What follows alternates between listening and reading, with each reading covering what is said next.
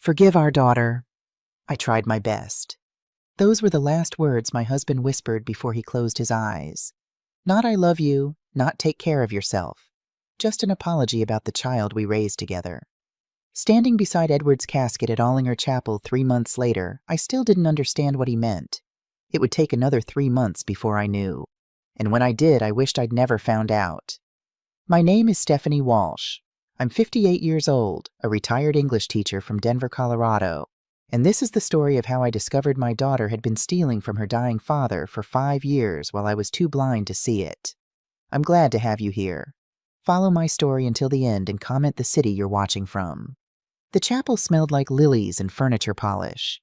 Everything was too clean, too perfect, like death could be sanitized if you just used enough flowers and sympathy cards. Edward was 57. That's all the time he got. Lung cancer took him in 8 months from diagnosis to funeral. Not enough time to say everything. Or maybe too much time to keep secrets. I stood by his casket in a black dress I'd bought at Macy's the week before. My hands shook as I touched the polished wood. 36 years of marriage, and I'd never felt so alone. Mom, Samantha appeared at my elbow. My oldest daughter wore black like she was born to it, sleek designer dress pearls that caught the light, makeup that somehow made her tears look graceful. At 35, she'd perfected the art of looking beautiful even in grief. Are you okay? She asked, her hand light on my arm. I nodded, though we both knew it was a lie. Across the chapel, Hannah stood by herself near the wall.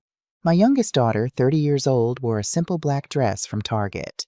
Her brown hair was pulled back in a plain ponytail. She looked small, alone. Before I could call her over, a man in a gray suit approached us. Mrs. Walsh. I recognized him vaguely.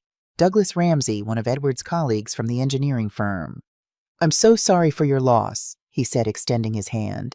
Edward was a remarkable man, the best engineer I ever worked with. Thank you. He reached into his jacket and pulled out a manila envelope. The paper was worn at the edges like it had been carried around for a while. Edward asked me to give this to you, after. He pressed it into my hands. He was very specific about the timing. I stared at the envelope. My name was written on it in Edward's neat handwriting, the same careful letters he'd used on engineering blueprints for 30 years. What is it? Samantha asked, leaning closer. I'm not entirely sure, Douglas admitted. He lowered his voice. He just said it was important, and he said to tell you trust no one but yourself. A chill ran through me despite the warm chapel air.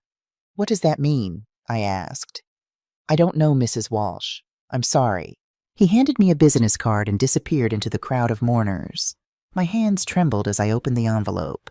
Inside was something wrapped in tissue paper and a folded note. I unwrapped it carefully. A passbook, old-fashioned, the kind banks stopped issuing 20 years ago.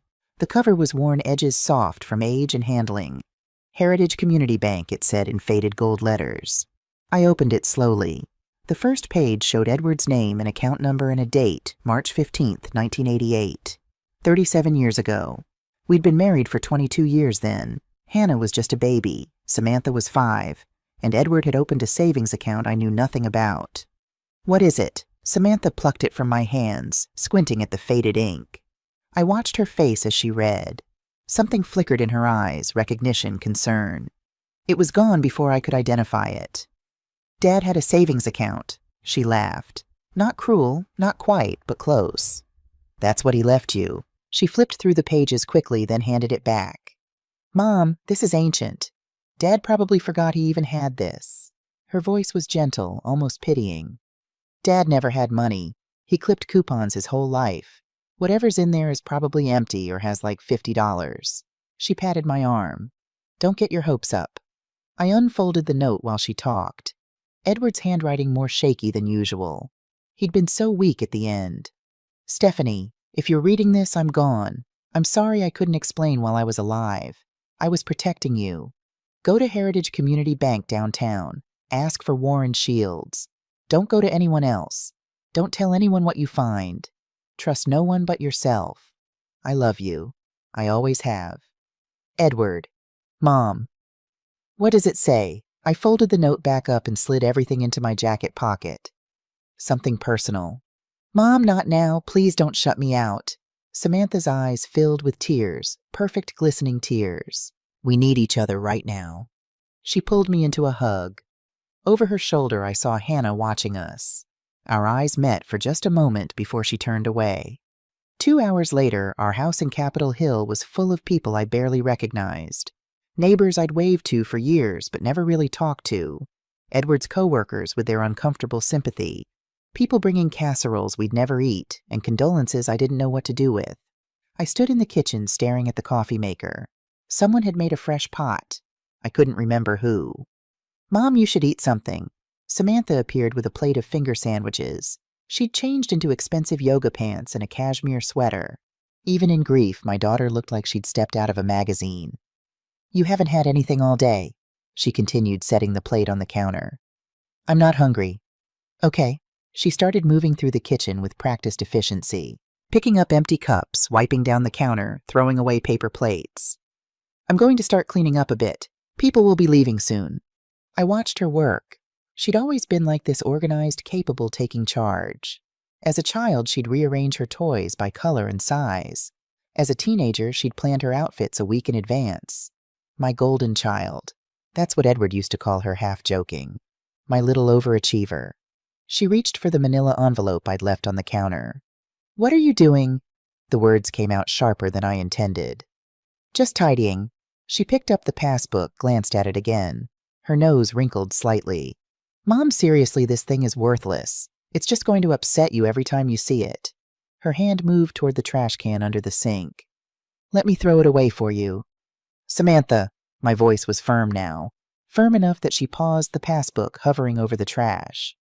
"Give it back." She turned, and for just a second, less than a heartbeat, I saw something in her face. Something cold and calculating. Then it was gone, replaced by her usual warm smile. "Of course. Sorry, Mom. I was just trying to help."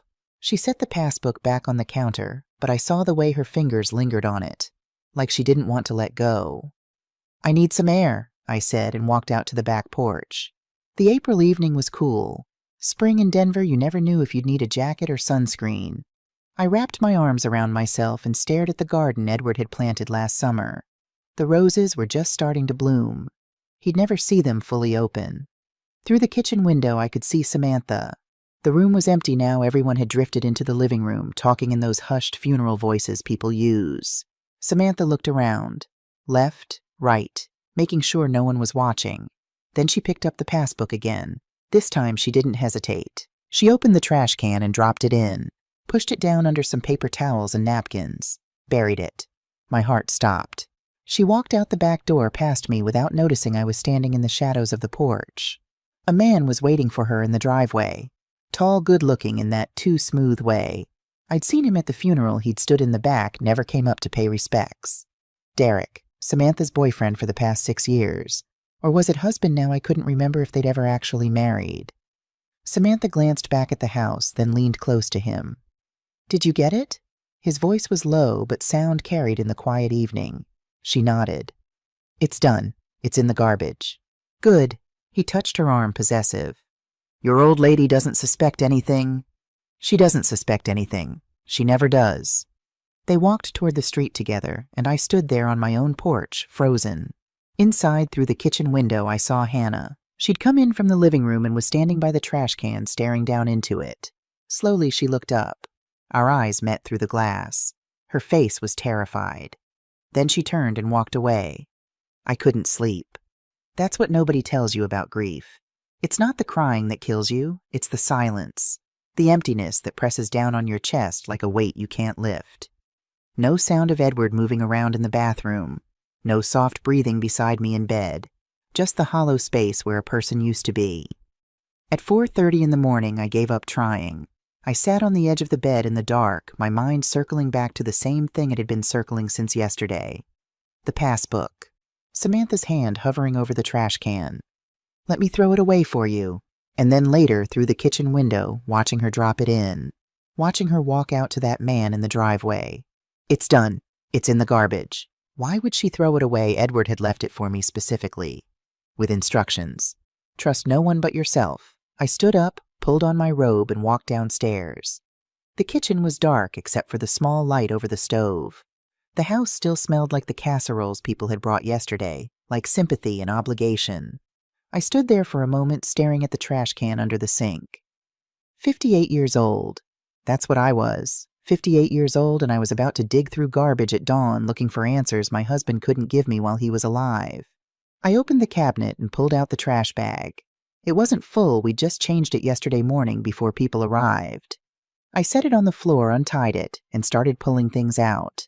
Paper towels, an empty casserole dish someone had left, coffee grounds, a crumpled napkin with lipstick stains.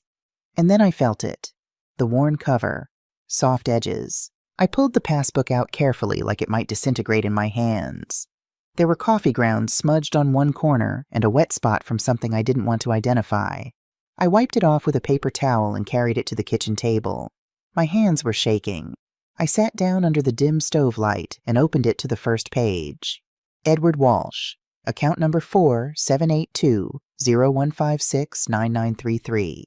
Date opened March 15th, 1988. 37 years ago. I flipped through the pages.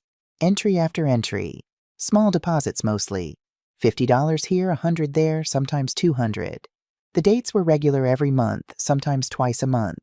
Page after page of Edward's financial life I knew nothing about. I turned to the last page. The final entry was dated February 10th, 2025, 2 weeks before he died. Deposit amount $200, and then the balance. But the balance was smudged, like someone had gotten the page wet. I could make out the first few numbers, maybe a 3, maybe a 0, but the rest was illegible. Beneath it, stamped in red ink, were 7 lines of text. Unauthorized access attempt. March 15th, 2024, unauthorized access attempt.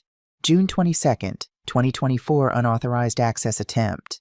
August 9th, 2024, unauthorized access attempt. October 30, 2024, unauthorized access attempt. December 14th, 2024, unauthorized access attempt. January 20th, 2025, unauthorized access attempt. February 3rd, 2025. I stared at the red stamps until my vision blurred. 7 times. Someone had tried to access Edward's account 7 times over the course of nearly a year. The last attempt was just 3 weeks before he died. Who? And why hadn't he told me? I set the passbook down, hand still trembling, and pulled the note from my robe pocket. I'd read it yesterday at the chapel, but I read it again now. Stephanie, if you're reading this, I'm gone. I'm sorry I couldn't explain while I was alive. I was protecting you. Go to Heritage Community Bank downtown. Ask for Warren Shields. Don't go to anyone else. Don't tell anyone what you find. Trust no one but yourself. I love you. I always have. Edward, protecting me from what I looked at, the 7 red stamps again. Unauthorized access attempts. Someone had been trying to get into Edward's account, repeatedly, for almost a year, and he'd known about it. He'd kept the passbook, kept the evidence, but never said a word to me. Trust no one but yourself. I thought about Samantha yesterday, her hand on my arm. Don't get your hopes up, Mom, her dismissive laugh. Dad never had money. And then later, let me throw it away for you. I thought about the man in the driveway. Derek. Did you get it? It's done. It's in the garbage. My daughter had thrown away something my husband explicitly left for me. Something Edward had protected. Something he'd kept safe through 7 attempts to access it. Why I stood up, the passbook clutched in my hand, and looked out the kitchen window. The sky was starting to lighten. Not quite dawn, but close. The neighborhood was still asleep, houses, dark streets empty. Somewhere in this quiet house, my daughters were sleeping. One of them had looked terrified when she saw the passbook in the trash. The other had thrown it there, and I didn't know which scared me more. I looked down at the passbook again, at the 7 red stamps, at Edward's instructions. Heritage Community Bank. Warren Shields. Trust no one. I folded the note carefully and put it back in my pocket. Wiped the passbook clean one more time. Held it like the fragile, dangerous thing it was. Who tried to access your account? Edward Verfursh whispered to the empty kitchen. And why didn't you tell me? The house stayed silent. But now I knew where to find answers. Heritage Community Bank didn't open until 9:00 a.m., but I was standing outside the glass doors at 8:30. I'd barely slept after finding the passbook. Just sat at the kitchen table in the dark, staring at those 7 red stamps, trying to make sense of what I was seeing. By the time the sun came up, I'd made coffee I didn't drink and gotten dressed in the first clean blouse I could find. I had to know. The building was old, one of those downtown Denver landmarks that had been there since before the city became whatever it was now. Marble floors, high ceilings, the kind of bank that made you feel small and insignificant just by walking through the doors. A young teller looked up from behind the counter as I entered. "Can I help you?" "I need to see Warren Shields." My voice sounded strange hollow, like it was coming from someone else. "Do you have an appointment?" I pulled the passbook from my purse and set it on the marble counter between us. My husband left me instructions. He said to ask for Warren Shields, no one else. The teller looked at the passbook, then at me. Something shifted in her expression, recognition maybe, or concern. "One moment, please." She disappeared through a door behind the counter. I stood there holding onto the edge of the marble counter like it was the only solid thing left in the world. 2 minutes later, a man emerged. 50s maybe. Gray hair, wire-rimmed glasses, a suit that looked like he'd worn it every day for 20 years. But his eyes were kind. He walked straight to me. "Mrs. Walsh." "Yes." "I'm Warren Shields, branch director." He extended his hand. His grip was firm, certain. "I've been expecting you." You've been expecting me?" "Yes." His voice was gentle. "Please follow me." He led me through the lobby, past the teller windows into a small office with a wooden desk and 2 chairs and a computer that looked older than my marriage. He closed the door behind us. "I'm very sorry for your loss," he said quietly.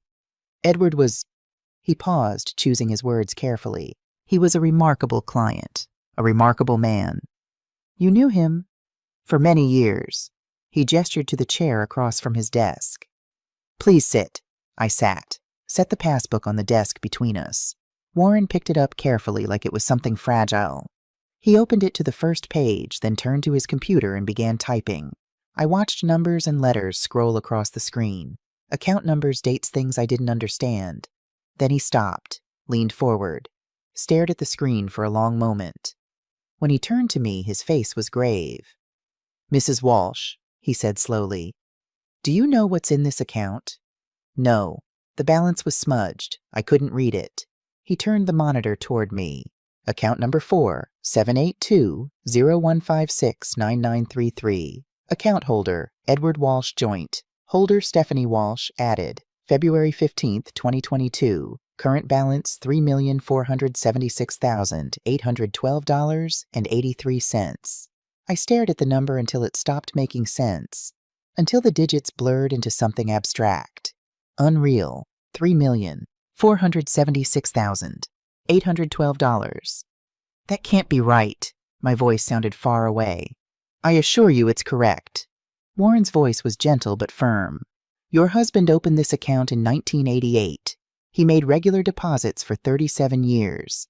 Small amounts, mostly never enough to draw attention, but consistent, disciplined." He paused. "The compound interest over that time period is substantial. 37 years. I did the math in my head. 37 years was when Hannah was born, when Samantha was 5, when Edward had gotten his promotion at the engineering firm, back when we were living in that small rental on York Street and eating spaghetti 3 nights a week because that's what we could afford." "I didn't know," I whispered. "He never told me. He was very clear that you wouldn't know." Warren folded his hands on the desk. 3 years ago, he came in and added you as a joint account holder. He said if anything happened to him, you needed immediate access. No probate, no delays. 3 years ago, right around the time the unauthorized access attempt started. "The red stamps," I said, my voice stronger now. "In the passbook. 7 of them." Warren's expression darkened. "Yes, I need to explain those." He turned back to his computer and pulled up a different screen. "Over the past year, someone has attempted to withdraw or transfer funds from this account 7 times. Each time using forged documents, forged signatures." "Who?" He didn't answer immediately. Instead, he opened a desk drawer and pulled out a manila folder. Thick, official-looking. He slid it across the desk to me. "Security footage," he said quietly, "from each attempt." My hands shook as I opened the folder. Inside were printouts, time-stamped photographs from the bank's security cameras. Black and white, grainy, but clear enough. The first photo was dated March 15th, 2024. A woman at the teller window, dark hair pulled back, expensive coat, confident posture. Samantha. I flipped to the next photo. June 22nd, 2024. Same woman, different outfit, same confident smile. The third, August 9th. Samantha again. I went through all 7. Every single one was my daughter. Different dates, different clothes, same face. She tried 7 times, Warren said quietly. The first 6 times she attempted to withdraw funds using a power of attorney document, but the signatures didn't match our records. Our system flagged them immediately.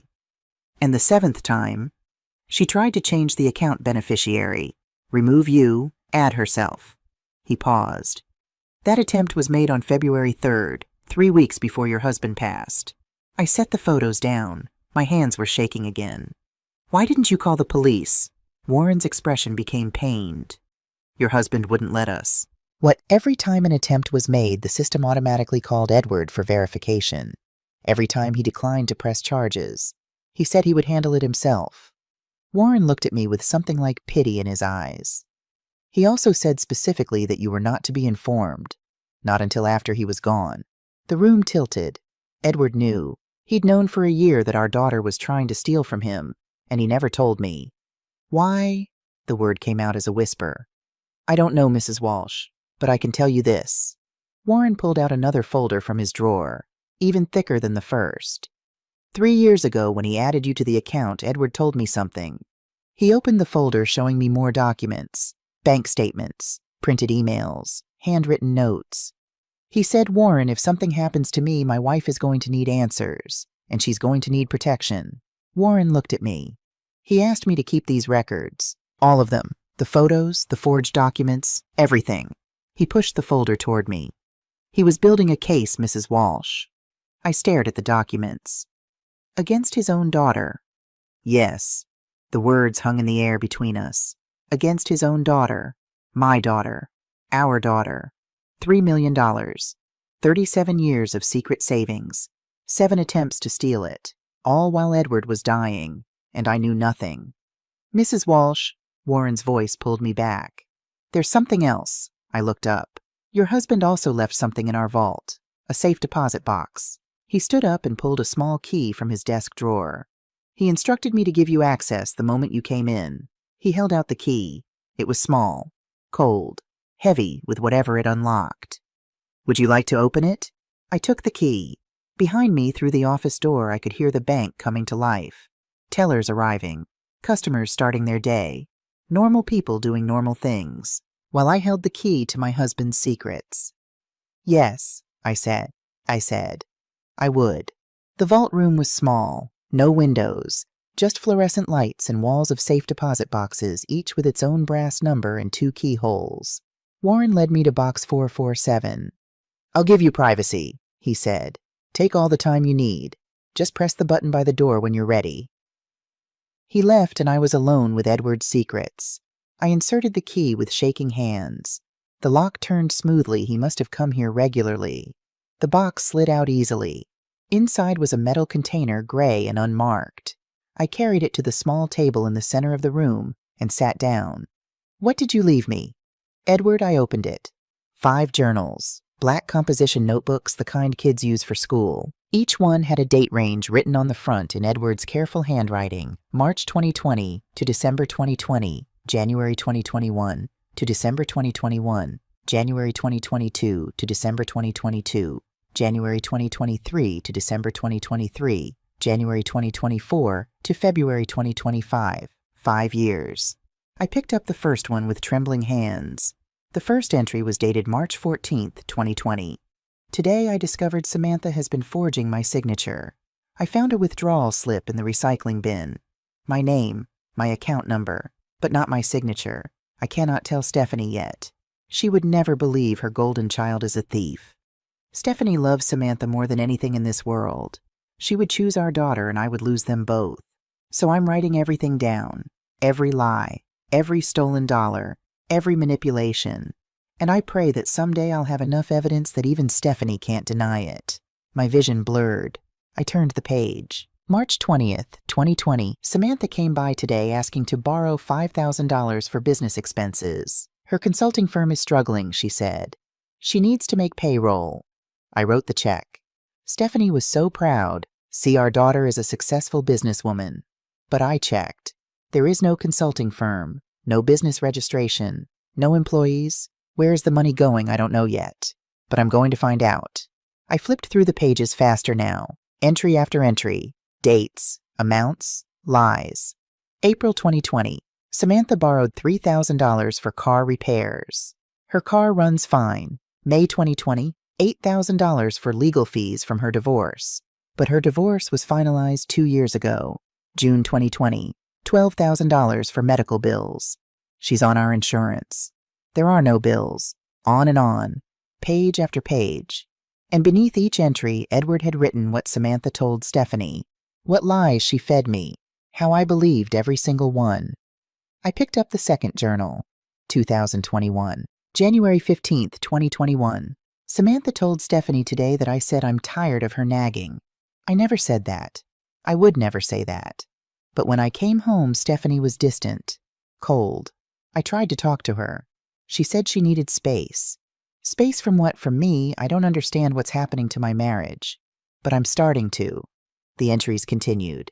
February 2021. Samantha told Stephanie I complained about her cooking. I didn't. March 2021. Samantha said I called Stephanie suffocating. I would never. April 2021. Stephanie asked if I still loved her. I said of course. She didn't believe me. For 2 years my daughter had stood between us, fed us lies about each other, created distance where there was none, made sure we were too hurt, too confused, too proud to actually talk. And I believed every word. I set down the journal and picked up a folder at the bottom of the box. Receipts, hundreds of them. Every check Edward had written to Samantha for 5 years, organized by date. $5,000. March 2020. Business expenses, $3,000. April 2020. Car repairs, $8,000. May 2020. Legal fees, on. I added them up in my head as I went. 10,000, 20,000, 50,000. By the time I reached the last receipt, my hands were shaking so badly I could barely hold the paper. Total $250,000, $250,000. Not borrowed, stolen, because Samantha never paid back a single cent.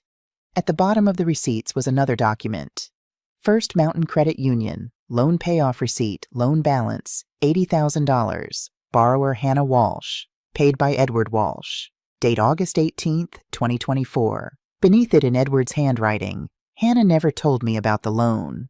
I discovered it through the bank. Samantha and Derek scammed her into investing $80,000 in a fake real estate project. Hannah has been paying $1,800 a month for 2 years struggling drowning. I paid it off anonymously. She doesn't know. I couldn't save her from the lies, but I could save her from the debt. I pressed my hand to my mouth, fighting back sobs.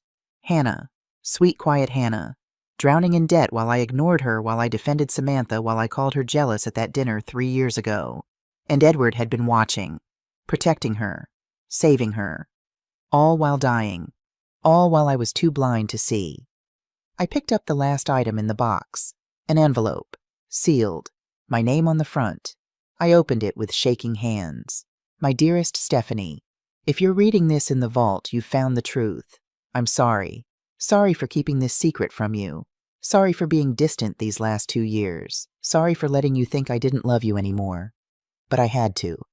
You know yourself, my love. You love our daughters more than anything in this world.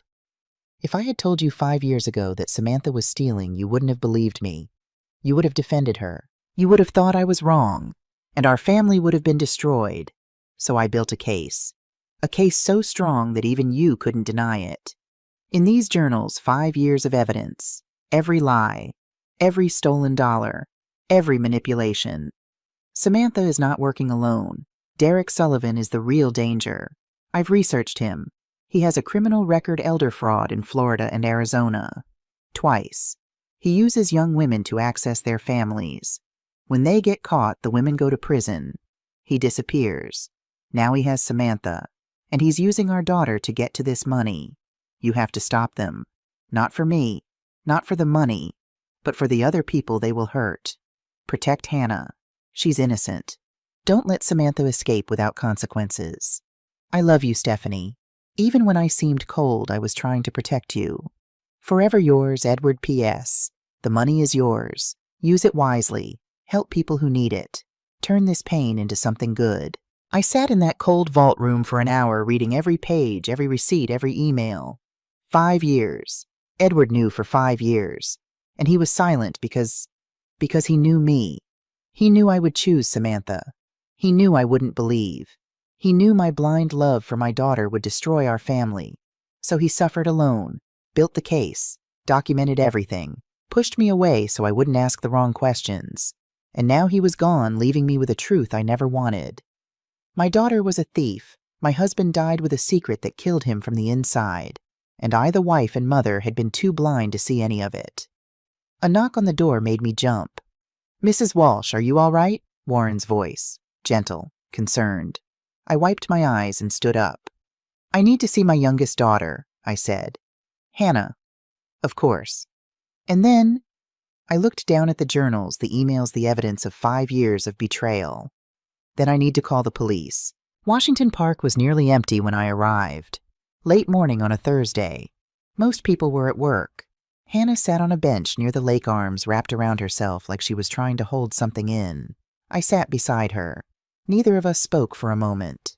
We just watched the ducks glide across the water. "Thank you for coming," she said finally. Her voice was small. "You said you needed to talk. About Samantha. And about Derek." Hannah's hands twisted in her lap. "Mom, I should have told you sooner. I should have said something at the funeral. But I was scared." "Scared of what?" She didn't answer right away. 3 years ago, she began slowly. Samantha called me, said she wanted coffee, just us, sister time. A bitter smile. We hadn't done that in years. I should have known something was wrong. What happened? She brought someone with her. Derek. Introduced him as her boyfriend. Hannah's voice shook. He was charming, confident, the kind of person who makes you feel special just by paying attention to you. She pulled her jacket tighter. They told me about an investment opportunity, real estate development in Colorado Springs. Derek showed me projections, testimonials, official-looking documents. It looked legitimate. "How much?" I asked, though I already knew. $80,000. She said it fast, like ripping off a bandage. I told them I didn't have that kind of money. Derek said I could take out a loan. The returns would be so good I'd pay it back in 18 months and still have profit. And you believed him? Samantha vouched for him, Mom. Hannah looked at me with tears in her eyes. She said she'd already invested. She said you and Dad were thinking about it too. My chest tightened. We never heard about it. I know that now. She wiped her eyes. So I took out a loan. First Mountain Credit Union. $80,000 at 12% interest. No collateral, so the rate was high. But I thought it didn't matter because I'd pay it back so fast. What happened? For 6 months, Derek sent updates. Photos of construction sites, progress reports. Then the update stopped. Her voice cracked. Then nothing. I tried calling, texting. He'd disappeared. Samantha said he'd left town for a business emergency. She said she was worried too. That she'd lost money. Did you believe her? I wanted to. Hannah's voice turned bitter. She's my sister. But then the loan payments came due. $1,800 a month. I'm a graphic designer, Mom. I couldn't afford rent and the loan. Some months I couldn't afford groceries. I thought about the dinner 3 years ago. Hannah asking Samantha about money. Me calling her jealous. Why didn't you tell me? I tried. Her voice was quiet. At that dinner, when I asked Samantha about the money she owed me, but you called me jealous. After that, I figured there was no point. The words hit me like a physical blow. Hannah, for 2 years I paid that loan, $1,800 a month. Tears streamed down her face. I moved to a cheaper apartment, ate ramen for dinner, worked constantly. I couldn't even afford to take time off for Dad's funeral. She pulled out her phone and showed me a screenshot. Then 8 months ago, the credit union called. Said my loan had been paid in full. $80,000. Gone. They said it was anonymous. I pulled out the receipt from my purse. The one from Edward's vault. Hannah read it slowly. First Mountain Credit Union loan payoff. $80,000 paid by Edward Walsh. Dad saved me, she whispered. For 2 years I was drowning thinking nobody cared, and Dad he was watching. He was protecting me. He loved you. He wanted to keep you safe. Why didn't he tell me? Why suffer in silence? I thought about Edward's letter, about the 5 years he spent building a case while our family fell apart around him, because if he told anyone it would have torn the family apart before he had enough proof. I took her hand. He was trying to build something strong enough that even I couldn't deny it. And now he's gone before he could finish. Yes, we sat in silence. A jogger passed by. A woman walked her dog. Life moving forward like nothing had changed. But everything had changed. There's something else, Hannah said, about Derek. She pulled up her phone again and showed me a mugshot. Derek Samuel Morrison, age 40. After the funeral, I searched for him online. Mom, he has a criminal record. She scrolled through articles. Miami Herald, August 2012. Local man arrested in elderly fraud scheme. Arizona Republic, October 2016. Man sentenced in retirement scam. Derek has done this before, Hannah said. Elder fraud, Florida and Arizona. 2 convictions. She showed me more articles. Photos of other women, young attractive, standing beside Derek in mugshots. Each time he had a girlfriend helping him. Someone who could access victims, usually through their families. When they got caught, the women went to prison. Derek disappeared. How many? 7 women that we know of. Hannah's voice was steady now. Florida, Arizona, Texas, California, Oregon, Nevada, and now Colorado with Samantha. She pulled up a Facebook photo. Derek and Samantha at Red Rocks, April 2019. 6 years, Mom. He's been with Samantha for 6 years. He's patient. He's smart. He finds women with wealthy parents, women working in caregiving or social services, women who can access vulnerable people. She looked at me. He gets close, learns about their families, then manipulates them into stealing. When it's about to fall apart, he disappears. The woman goes to prison. He moves to the next state. And now he's with Samantha. Yes. I stared at the photo. Derek's arm around my daughter, both of them smiling. We need to go to the police, I said. Right now. Hannah nodded. But as we stood to leave, I looked back at the lake, thought about Edward, about the 5 years he'd spent documenting our daughter's crimes, about the choice I was about to make, my daughter or justice, my love or the truth. Edward had already made his choice. He'd spent 5 years preparing me for this moment. Now it was my turn to finish what he started. The Denver Police Department was busier than I expected at 9 in the morning. Phones ringing, officers moving between desks, fluorescent lights making everything look harsh and too real. Hannah and I stood at the front desk. I clutched the folder against my chest like armor. Can I help you? The desk sergeant looked tired, like he'd been there all night. I need to report a crime, I said. My voice was steadier than I felt. Financial fraud. Elder exploitation. He picked up the phone. Let me get someone from financial crimes. 10 minutes later, a woman in a gray blazer appeared. Early 40s, dark hair pulled back in a no-nonsense ponytail, sharp eyes that seemed to see everything at once. Mrs. Walsh. She extended her hand. Her grip was firm, confident. I'm Detective Rebecca Stone. You said something about elder exploitation. My husband passed away 3 months ago. He left documentation, evidence. I held up the folder. Someone tried to access his account 7 times using forged documents. Come with me. She led us to a small interview room. Gray walls, a metal table, 3 chairs. The kind of room where confessions happened. This is my daughter Hannah, I said. Rebecca nodded at her, then turned to me. Tell me what's going on. I set the folder on the table and pulled out the passbook first. My husband saved $3.5 million over 37 years. I didn't know about it until after he died. My hands shook slightly as I spoke. Someone tried to access the account 7 times. The bank has security footage. Rebecca picked up the passbook, flipped through it. Something sharpened in her eyes when she saw the red stamps. Who, the word I'd been dreading. My daughter, Samantha. I pulled out the photos from the bank, laid them on the table one by one. Rebecca studied each one carefully. Her jaw tightened. And these, she gestured to the journals. My husband documented everything. 5 years. Every lie. Every dollar stolen, every manipulation. I opened the first journal to the entry from March 2020. Rebecca read silently. When she finished the first page, she picked up the second journal, then the third. Your husband was building a criminal case, she said finally. I know. Why didn't he come to us while he was alive?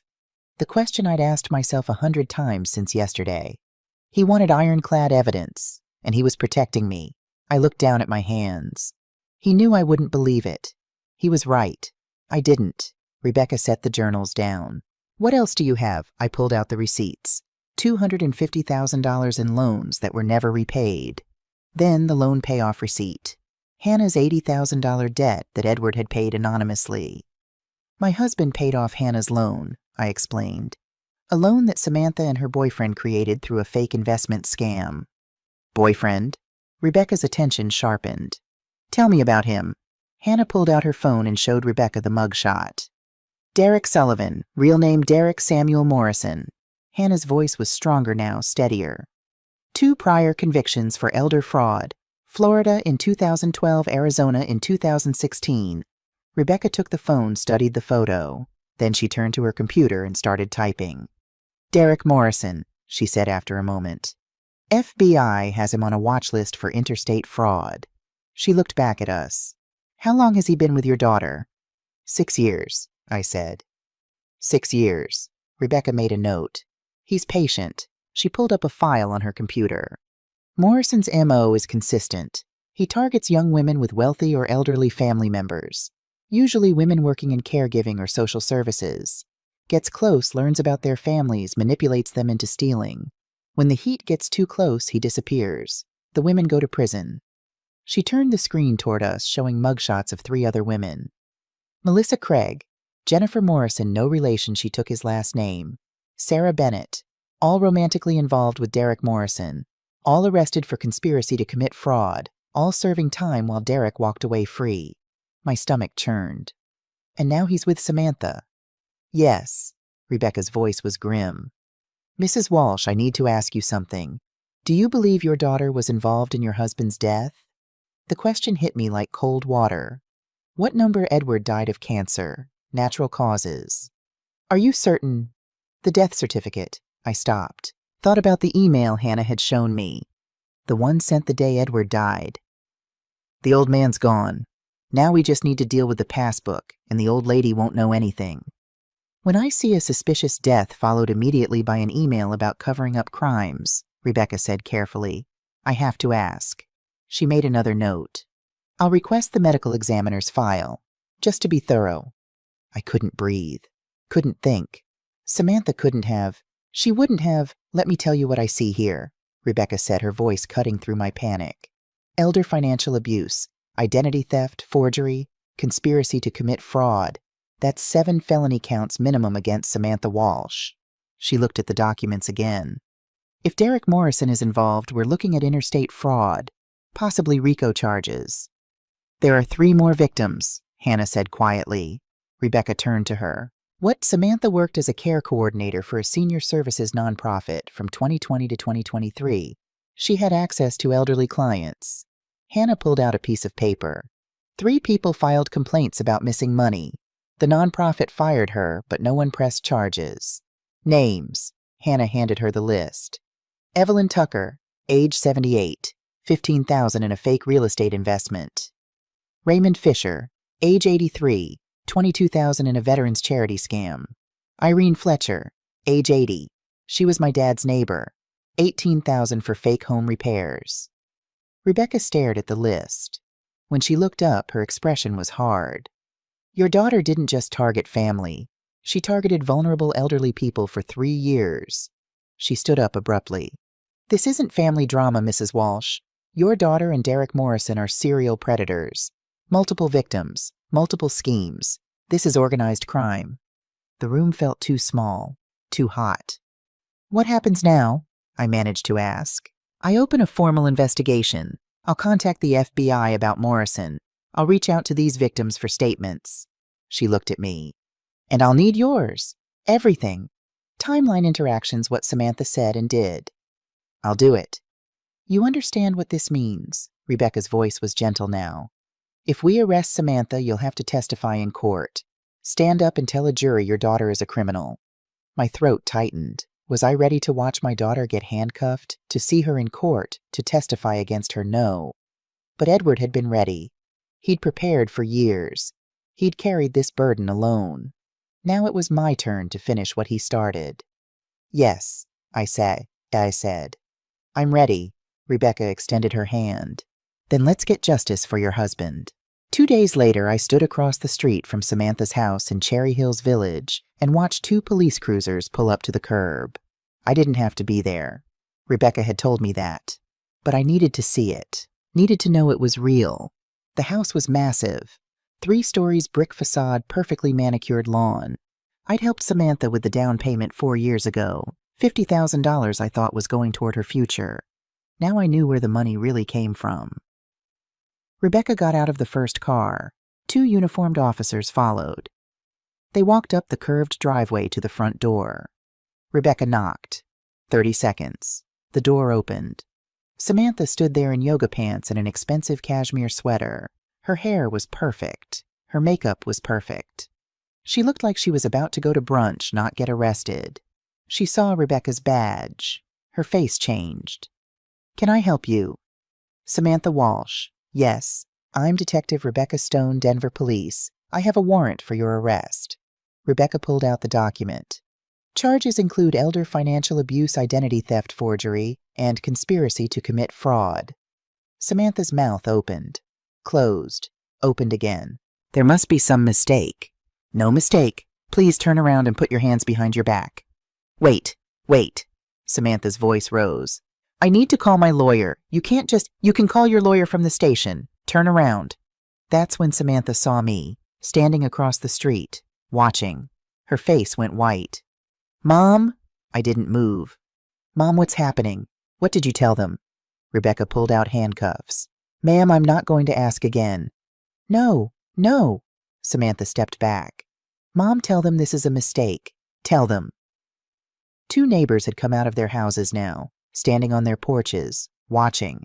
I crossed the street slowly, stopped at the edge of her driveway. Samantha looked at me like I was her last hope. "Mom, please." I reached into my jacket and pulled out one of the journals, the one from 2023, opened it to the page I'd marked. "October 12th, 2023, I read aloud. My voice was steady, clear. "Samantha came by today, asked if I'd updated my will recently. I said no. She said, 'Well, you're not getting any younger, Dad. You should think about it.' Then she laughed like it was a joke." I looked up at my daughter. But later, when she thought Dad couldn't hear, she was on the phone in the kitchen. She said, "I don't know how much longer I can wait. The old man needs to hurry up and die so I can finally get what's mine." Samantha's face went from white to gray. "Dad wrote that 4 months before he died." I closed the journal. "You wished him dead because you wanted his money." "That's not— I never—" Samantha's voice shook. "Mom, you misunderstood. I was talking about a business deal. Not Dad. Never Dad. Dad was a CPA for 30 years. He didn't misunderstand numbers. He didn't misunderstand words." I looked at this stranger wearing my daughter's face. "And he didn't misunderstand you. You're not my daughter anymore." The words came out colder than I intended, but they were true. "The daughter I loved died the day you chose money over your father." Samantha's face crumpled. No, you don't mean that." "Turn around," Rebecca said quietly. Samantha turned. The handcuffs clicked shut. She started crying, hard, gasping sobs. "Mom, please, I'm sorry. I'm so sorry. I'll fix it. I'll pay everything back. Please don't do this." But she wasn't sorry. She was caught. There's a difference. Rebecca led her toward the cruiser, read her rights. Samantha kept looking back at me, tears streaming down her face. Through the cruiser window I could see her mouth moving, probably still saying she was sorry, still trying to manipulate, still thinking there was a way out. The cruiser pulled away. A black sedan pulled up behind it. Expensive. A man got out in a suit that probably cost more than my mortgage payment. "Mrs. Walsh?" He extended his hand. I didn't take it. "Aaron Mitchell. I'm representing your daughter." "I know who you are." "Then you know I'm very good at what I do." He smiled. It didn't reach his eyes. I've reviewed the preliminary charges. It's a lot of noise. But noise doesn't win cases. Evidence does. My husband left 5 years of documentation. Documentation written by a woman who sadly passed away and can't testify to its accuracy. His voice was smooth, practiced. A woman who, by your own admission, kept secrets from her husband for years. Who can say what was real and what was paranoia. My hands clenched. Are you calling my husband a liar? I'm saying grief does strange things to people. Makes them see patterns that aren't there. Make accusations that don't hold up in court. He adjusted his cufflinks. My client will plead not guilty, and will see you in court, Mrs. Walsh, where you'll have to stand in front of a jury and accuse your own daughter of wanting her father dead. He leaned closer. Think about how that's going to feel. He got back in his car and drove away. I stood there in the empty street. Samantha's neighbors had gone back inside. The street was quiet again. Normal. Like nothing had happened. But everything had happened. My phone buzzed. Hannah. Mom, are you okay? I looked at Samantha's perfect house, at the life she'd built with stolen money, at the facade that was finally cracking. No, I said, but I will be. That night I couldn't sleep again. I sat at the kitchen table with all 5 journals spread out in front of me, reading by the dim light over the stove, looking for something I'd missed. Some explanation that would make this hurt less. But there was no explanation. Just page after page of my husband's pain. April 2022, Stephanie asked me today if I still loved her. I said of course. She didn't believe me. How can I tell her the truth, that I'm distant because I'm building a case against our daughter? That every time I look at her, I see the choice coming me or Samantha, and I already know which one she'll choose. I wiped my eyes and turned to the last journal. February 2025. The entries near the end were shorter. Edward had been so weak by then. February 10th, 2025, Samantha tried to access the account again today. 7th time. Warren called to verify. I told him no charges. Not yet. I need to make it to Stephanie's birthday. March 15th. That's when I'll tell her everything. Show her the journals. The evidence. Just 1 more month. March 15th. My birthday. Edward had been planning to tell me on my birthday, but he died on February 24th. 11 days too soon. I turned to the last entry. His handwriting was barely legible. February 23rd, 2025. I'm so tired. The pain is worse. The hospice nurse increased my morphine. Stephanie sat with me today, held my hand. She thinks I'm sleeping, but I can feel her there. I wanted to tell her so many times, but I look at her face so full of love for our daughters, and I can't do it. I can't be the one who destroys that love. So I'll leave her the evidence. Let her discover it after I'm gone. Let her make the choice when I'm not there to see her heart break. I'm a coward, but I love her too much to watch her choose. If you're reading this, my love, I'm sorry. For the secrets, for the distance, for leaving you alone with this burden. But you're stronger than you know, and you'll do what's right, even when it hurts. The words blurred as tears fell onto the page. Edward hadn't been protecting me from Samantha. He'd been protecting me from having to choose while he was still alive. He'd carried this burden alone so I wouldn't have to carry it with him. A knock on the door made me jump. It was past midnight. Who would I looked through the peephole? Hannah. I opened the door. She stood there in sweatpants and an old college hoodie, her eyes red. I couldn't sleep, she said. Me neither. She came in and saw the journals spread across the table. Mom, you should rest. I can't. I sat back down. I keep thinking, if I'd just paid attention, if I'd listened to you at that dinner, if I'd seen what your father was trying to show me. Mom, stop. Hannah sat across from me. You couldn't have known. Samantha fooled all of us. That's what she does. That's what Derek taught her to do. But I'm your mother. I should have protected you, both of you. You protected the daughter you thought you had. Hannah reached across and took my hand. You loved us. That's what mothers do. Samantha exploited that love. That's not your fault. Your father knew. He saw through her. Because he wasn't blinded by love. He could be objective. Hannah squeezed my hand. But that doesn't make your love wrong, Mom. It makes Samantha's betrayal worse. We sat in silence for a moment. Detective Stone called me today, Hannah said. She wants me to testify about the loan, about Derek. Will you? Yes. No hesitation. Dad protected me when I couldn't protect myself. Now it's my turn to protect other people from them. She looked at the journals. What about you? Will you testify? The question I'd been avoiding. Standing in front of a jury, looking at Samantha in the defendant's chair, repeating everything Edward had written, everything she'd done. Could I do it? Aaron Mitchell said it's going to destroy me, I admitted, having to accuse my own daughter of wanting her father dead. Is it true? I looked at the journal entry from October 2023, Samantha's words about Edward needing to hurry up and die. Yes, it's true. Then you have to say it. Hannah's voice was firm.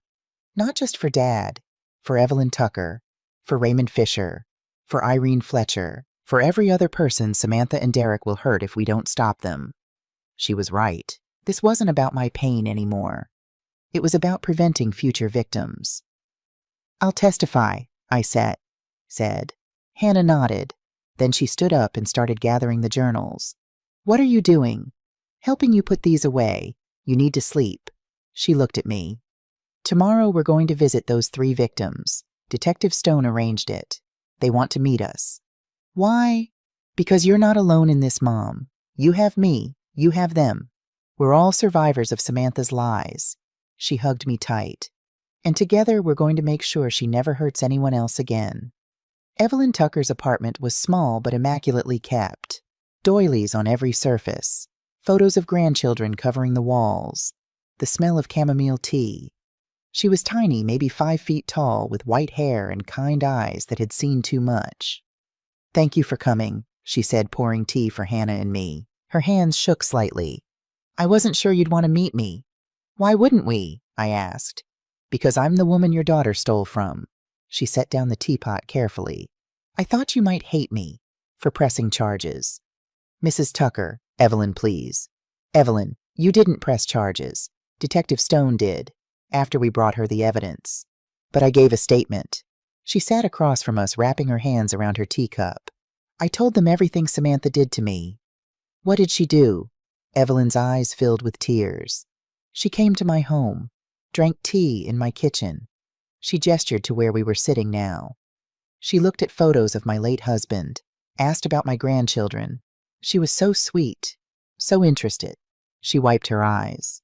She told me about a real estate investment, said she was helping families build wealth, showed me testimonials, official-looking documents, said my $15,000 would turn into $30,000 in 2 years. And you believed her? Why wouldn't I? Evelyn's voice broke. She was so kind, so professional, and I thought I could leave my grandchildren something real. She pulled out a tissue. I gave her every penny of my savings. She took it and disappeared. I couldn't afford my blood pressure medication for 6 months.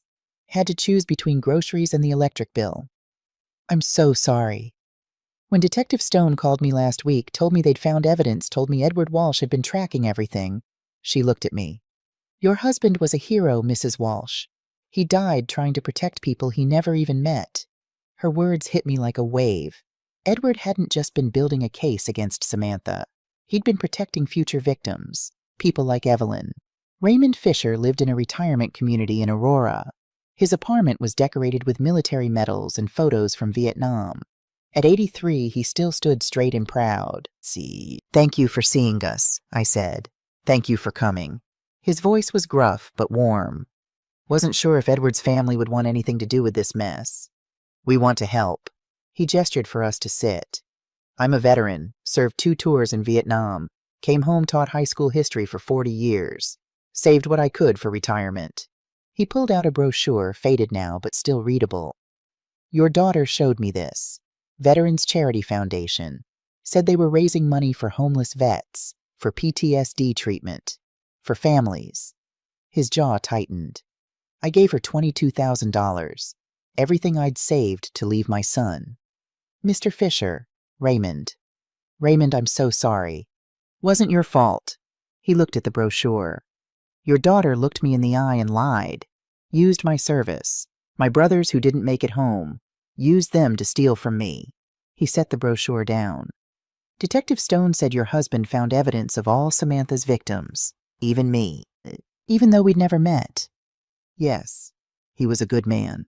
Raymond's eyes were wet. And I'm going to testify at that trial. I'm going to tell that jury exactly what your daughter did. Not for revenge, but so no other veteran gets fooled like I did. Irene Fletcher was 80 years old and had lived next door to Edward and me for 15 years.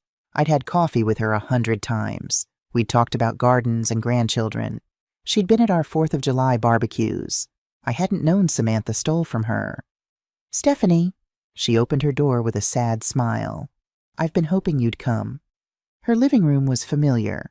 I'd been here before, but now I saw it differently. The worn carpet, the old furniture, the water stain on the ceiling. $18,000, she said, following my gaze. That's what Samantha said it would cost to fix my roof and replace the water heater. She said her boyfriend had a construction company, could do it at cost. She sat down heavily. I gave her the money as a deposit. She said they'd start work in 2 weeks. They never came. No, Irene's voice was bitter. And when I tried to call Samantha, she didn't answer. When I came to your house looking for her, she'd already moved out. Irene, I didn't know. How could you? She reached over and took my hand. Edward knew, though. Last summer he came over with a check, $18,000. Said it was an anonymous donation from someone at church who'd heard about my situation. My breath caught. It was Edward. I didn't know at the time, but Detective Stone showed me the bank records. Tears ran down her face. Your husband paid me back, while he was dying, while his own daughter was stealing from him. She squeezed my hand. He was my friend Stephanie, and I'm going to testify. I'm going to make sure Samantha can't do this to anyone else. That night, driving home with Hannah, I was quiet. You okay? She asked. 3 people, I said. 3 elderly people Samantha stole from, and Edward found them all, helped them all, protected them. He was a good man. He was more than good. I wiped my eyes. He was extraordinary. Hannah pulled into my driveway and turned off the engine. Mom, I need to tell you something. What Detective Stone called me this afternoon. She found something in Dad's medical records. My heart stopped. What did she find? Dad's pain medication was wrong. For the last 2 months of his life, someone was giving him double the prescribed dose. The world tilted. What does that mean? It means his morphine was being increased without doctor's orders. It accelerated his decline, made him die faster. Who? But I already knew. Samantha had access, Hannah said quietly.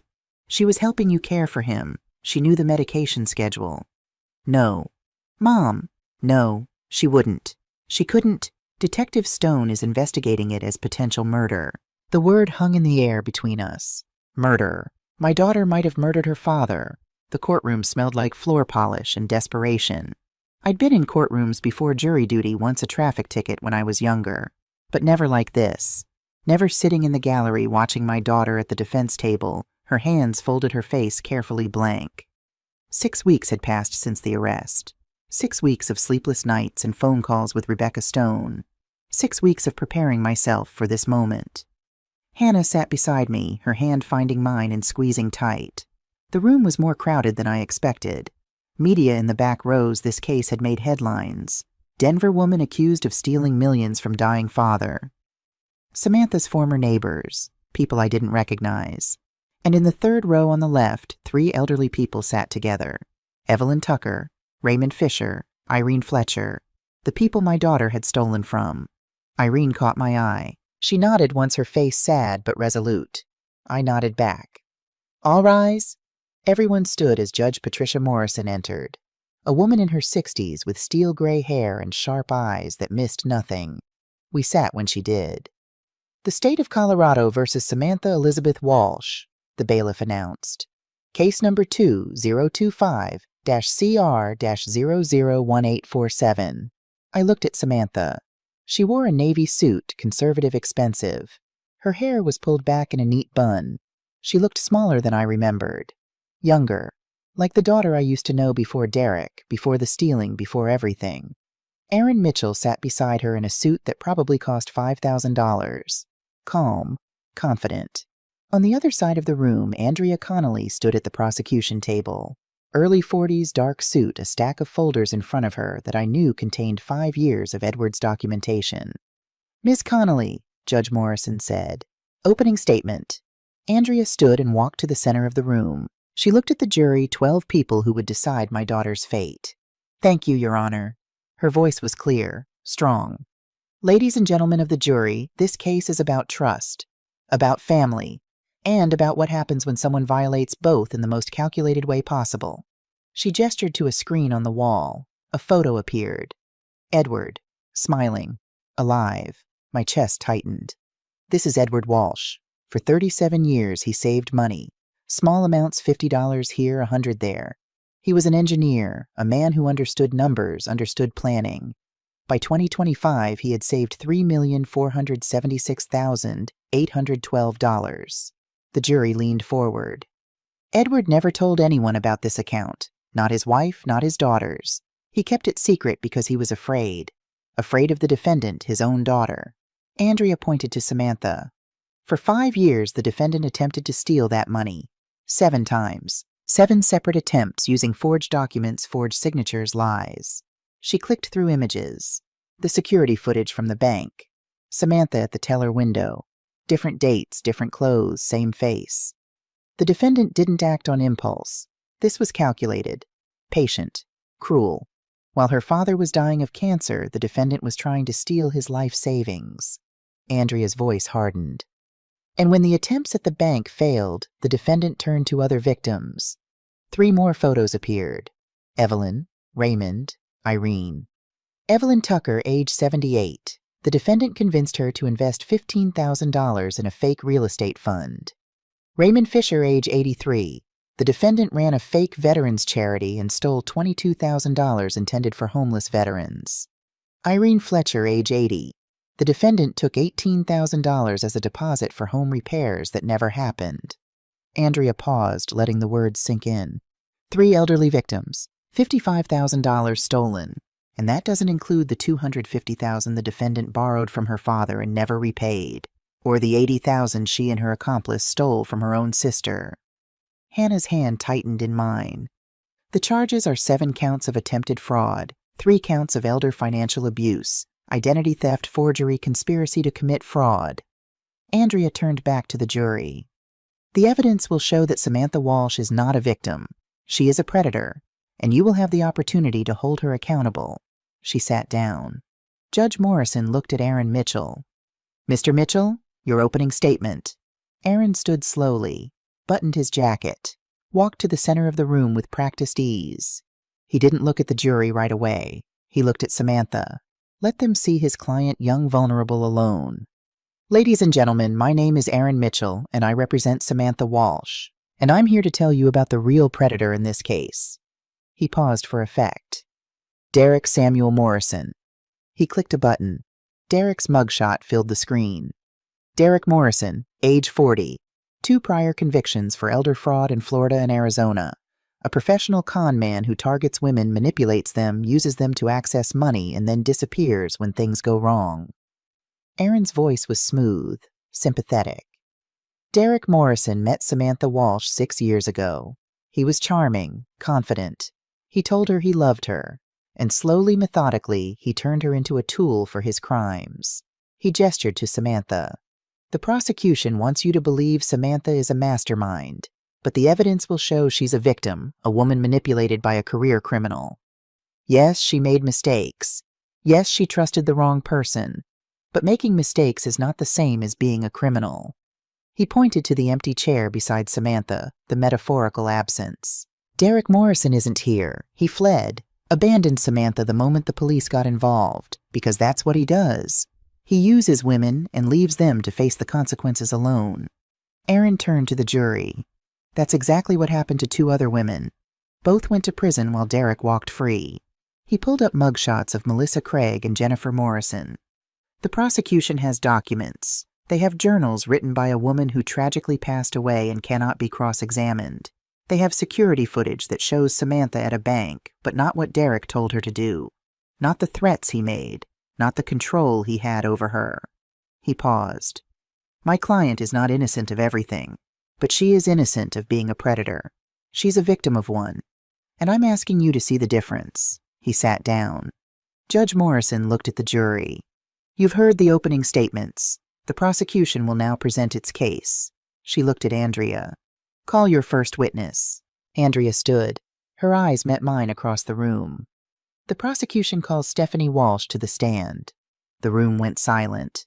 Hannah squeezed my hand one more time, then let go. I stood. My legs felt unsteady. Every eye in the room was on me as I walked to the witness stand. The bailiff held out a Bible. Do you swear to tell the truth, the whole truth, and nothing but the truth? I looked at Samantha. She was staring at me, her eyes wet. I do. I sat down. Andrea approached. Behind her, Samantha looked small and scared at the defense table. Aaron Mitchell's pen was poised over his notepad, ready to tear apart everything I was about to say. And somewhere in the third row, 3 elderly people waited to hear me tell the truth about what my daughter had done. To all of us. Mrs. Walsh, Andrea began, how long were you married to Edward Walsh? 36 years. And when did you first learn about the $3 million account? I took a breath. The day of his funeral. Can you tell the jury what happened that day? And I did. I told them everything. About the manila envelope, the passbook, Samantha trying to throw it away, finding it in the garbage at 4:30 in the morning. I told them about the 7 red stamps, about Warren Shields at the bank, about the security footage showing Samantha trying to access the account 7 times. Andrea handed me one of the photos. Mrs. Walsh, can you identify the person in this photograph? I looked at the image. Samantha at the bank, March 15th, 2024. That's my daughter, Samantha. And this one, June 22nd, August 9th, October 30th. Each time I said it, that's my daughter. 7 times. Andrea pulled out the journals. Mrs. Walsh, what are these? My husband's journals. He documented everything Samantha did for 5 years. Can you read the entry from March 14th, 2020? My hands shook as I opened the first journal. Today I discovered Samantha has been forging my signature. I found a withdrawal slip in the recycling bin. My name, my account, but not my signature. I paused, swallowing hard. I cannot tell Stephanie yet. She would never believe her golden child is a thief. So I'm writing everything down. My voice broke on the last words. Andrea let the moment breathe. Your husband kept journals for 5 years. Yes. What else was in the safe deposit box? Receipts. Samantha borrowed $250,000 from us over 5 years. Different reasons, business expenses, medical bills, car repairs. We gave her the money because she was our daughter. I looked at Samantha. She was crying quietly. She never paid back a single dollar. Andrea pulled out another document. And this a loan payoff receipt. My husband paid off an $80,000 debt for my younger daughter, Hannah. A debt Samantha and Derek created through a fake investment scheme. Your husband paid it without telling anyone. Yes. Hannah was drowning for 2 years, and I never knew. Andrea picked up another journal. Mrs. Walsh, can you read the entry from August 12, 2021? I found the page. Samantha told Stephanie today that I said she doesn't spend enough time with me. I never said that. She's creating distance between us. She wants us separated so she can manipulate us individually. It's working. Did your relationship with your husband change during this time? Yes. My voice was quiet. He became distant, cold. I thought he didn't love me anymore. I wiped my eyes. But it wasn't him. It was Samantha. She was lying to both of us, telling me Edward was unhappy, telling Edward I was suffocating him. For 2 years, she kept us apart. Andrea walked to her table and picked up an envelope. Your Honor, Exhibit M. A letter written by Edward Walsh 4 days before his death. She handed it to me. Mrs. Walsh, please read this to the jury. I unfolded the letter. Edward's handwriting. Shaky but clear. My dearest Stephanie, if you're reading this, I'm gone. I'm sorry I couldn't explain while I was alive. I was protecting you from the impossible choice between your daughter and the truth. I paused, my throat tight. Everything you need is in this box. 5 years of journals. Proof of the money Samantha took. Proof of her manipulation. My voice wavered. There's one more thing. Samantha is not working alone. Someone dangerous is using her. Please be careful. Protect Hannah. She's innocent. I looked up at the jury. And please don't let Samantha get away with this. Not for my sake, but for everyone else she might hurt. I love you. Even when I seemed cold, I was trying to protect you. Forever yours, Edward. The courtroom was silent. Andrea's voice was quiet. Your husband asked you not to let Samantha get away with this. Why? Because Samantha didn't just steal from us. I looked at Evelyn, Raymond, and Irene in the gallery. She stole from 3 elderly people. My husband knew if she got away with it, she'd do it again. No further questions. Judge Morrison looked at Aaron Mitchell. Cross-examination. Aaron stood. Mrs. Walsh, isn't it possible your husband was confused, that he misunderstood Samantha's intentions? I looked at him. My husband was an engineer for 30 years. He documented every theft with dates, amounts, and methods. That's not confusion. That's evidence. Aaron's jaw tightened. But he was dying. Cancer morphine, couldn't that affect his judgment? His judgment was clear enough to build a case that would stand up in court. Your Honor, Aaron said quickly, no further questions. I stepped down from the stand. Hannah was waiting, her arms around me immediately. Across the room, Samantha watched, her face streaked with tears. She mouthed something. Maybe I'm sorry. I looked away. Because sorry doesn't fix 5 years of lies. Sorry doesn't bring Edward back. And sorry doesn't save the people Samantha hurt. Over the next 3 days, Rebecca Stone testified about the investigation. Warren Shields explained the bank's security measures and the 7 unauthorized access attempts. The forensic accountant detailed every dollar Samantha had taken from us from Hannah from the 3 elderly victims. But it was when Evelyn Tucker took the stand that the courtroom truly went silent. She walked slowly to the witness stand, gripping her cane. At 78, she looked fragile, but her voice was strong. Mrs. Tucker, Andrea began gently, can you tell the jury how you met Samantha Walsh? She came to my home in the spring of 2021, said she was with a senior services organization checking on elderly residents. Evelyn's voice was steady. She was so sweet, so interested in my life. What happened next? She started visiting regularly. We'd have tea in my kitchen. She'd look at photos of my late husband, ask about my grandchildren. Evelyn's eyes filled with tears. She made me feel less alone. Did she discuss money with you? After about 3 months, she told me about an investment opportunity, real estate development in Colorado Springs. She said families were building wealth together. Evelyn pulled a tissue from her purse. She showed me testimonials, official documents, said my $15,000 would double in 2 years. Did you give her the money? Yes, every penny of my savings. Her voice cracked. I thought I could leave something for my grandchildren, something real. What happened after you gave her the money? Nothing. She stopped visiting, stopped answering my calls. Evelyn wiped her eyes. I couldn't afford my blood pressure medication. Had to ration it for 6 months. Some nights I chose between groceries and electricity. She looked directly at Samantha. I trusted you like a granddaughter, and you stole my future. Raymond Fisher was next. He walked to the stand with military precision despite his 83 years. Mr. Fisher, Andrea said, you're a veteran. Yes, ma'am. 2 tours in Vietnam. Came home in 1971. Taught high school history for 40 years. How did you meet Samantha Walsh? She approached me at a Veterans Day ceremony in 2022. Said she was collecting for a veterans charity. Showed me brochures about helping homeless vets PTSD treatment, family support. His jaw tightened. I gave her $22,000, everything I'd saved to leave my son. Did the charity exist? No, ma'am. It was all fake. The brochures, the testimonials, everything. He looked at Samantha with eyes that had seen war. You used my service. You used my brothers who didn't make it home. You used our sacrifice to steal from me. His voice never wavered. That's not just theft. That's desecration. Irene Fletcher was the last victim to testify. Mrs. Fletcher, Andrea began, you were Edward Walsh's neighbor. Yes, for 15 years. Edward and Stephanie were my friends. How did Samantha approach you?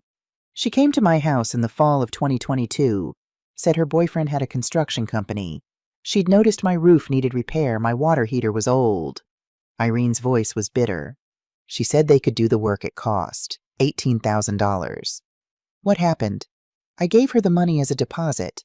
She said they'd start work in 2 weeks. Irene looked at Samantha. They never came, and when I tried to find you, you'd disappeared. Did anyone help you? Irene's eyes filled with tears.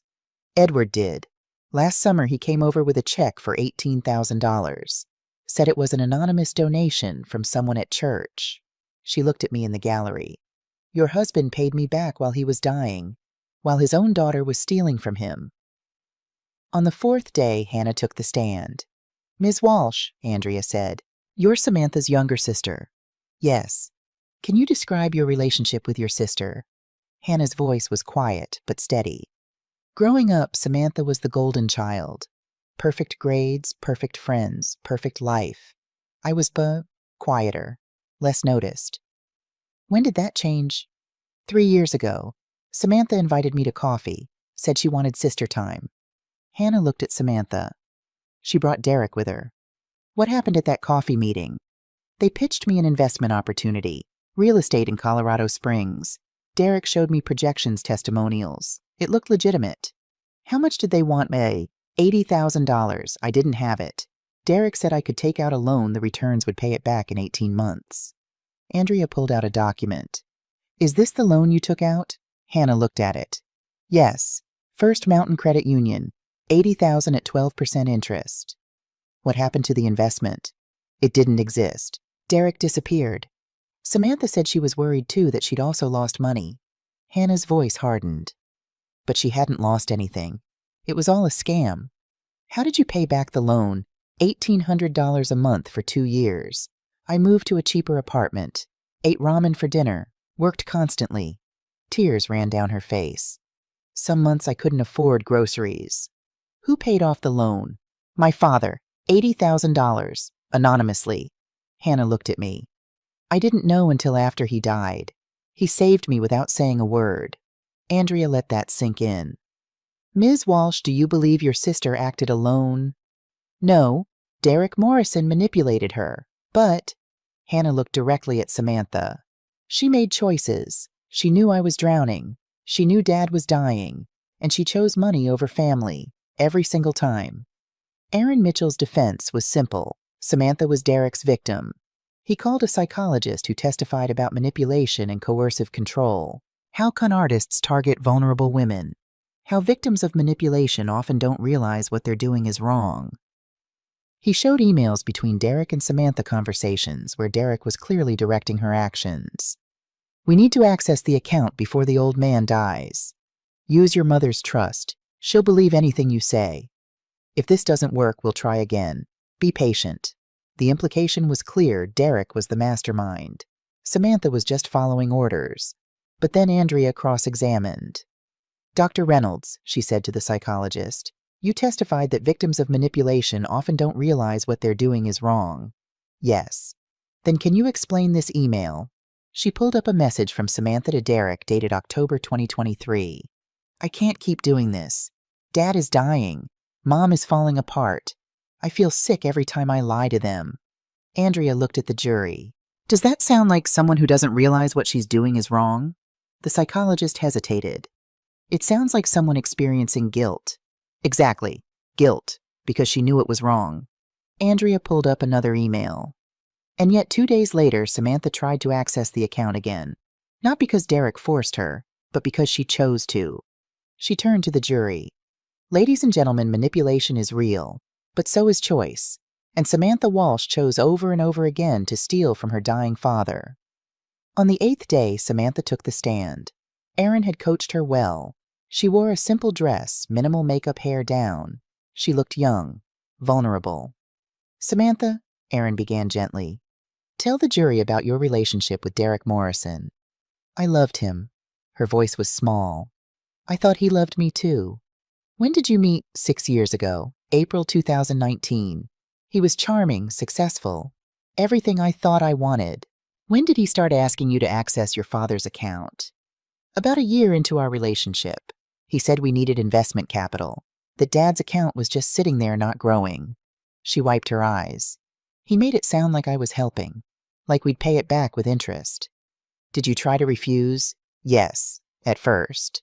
She looked at the jury. But Derek was persuasive. He said if I really loved him, I'd help, that my family had more money than they needed, that they wouldn't even miss it. Aaron walked her through each attempt to access the account. Each time she claimed Derek had pressured her. Each time she said she felt sick about it, but didn't know how to stop. Then Andrea stood for cross-examination. Ms. Walsh, you said Derek pressured you. Yes. Did he threaten you physically? No. Did he threaten to hurt your family? No. Did he prevent you from leaving the relationship? Samantha hesitated. No, but emotionally. Ms. Walsh, you had a college degree, a job, your own apartment. You could have walked away at any time, couldn't you? It's not that simple. Answer the question. Could you have left? Physically, yes, but a thank you. Andrea pulled out another document. Ms. Walsh, you testified that you felt guilty about lying to your parents. Yes. Then can you explain this journal entry your father wrote October 12, 2023? She read aloud. Samantha came by today, asked if I'd updated my will. Later on the phone in the kitchen, she said the old man needs to hurry up and die so I can finally get what's mine. Samantha went pale. Those aren't my words. Your father wrote this 4 months before he died. Are you calling him a liar? No, I was frustrated. Derek was pressuring me, so you did say it. Samantha's mouth opened and closed. I don't remember. You don't remember wishing your dying father would hurry up and die. Objection. Aaron was on his feet. Argumentative. Sustained, Judge Morrison said, but the damage was done. Andrea pulled out one more document.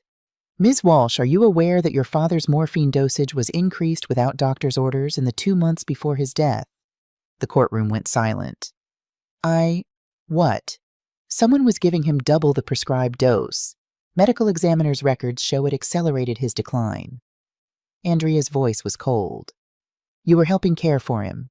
You had access to his medications. I would never.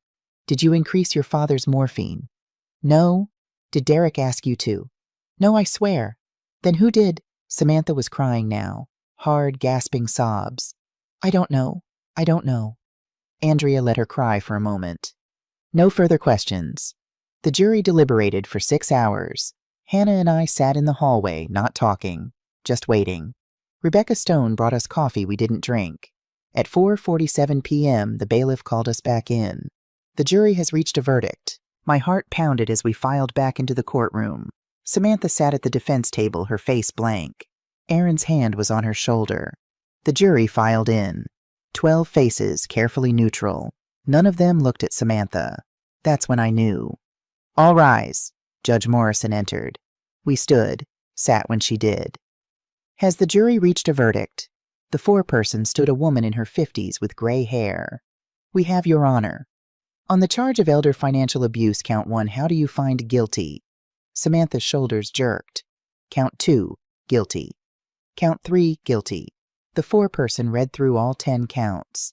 Elder financial abuse, identity theft, forgery, conspiracy to commit fraud. Attempted fraud, 7 counts. Every single one, guilty. By the time she finished, Samantha was sobbing.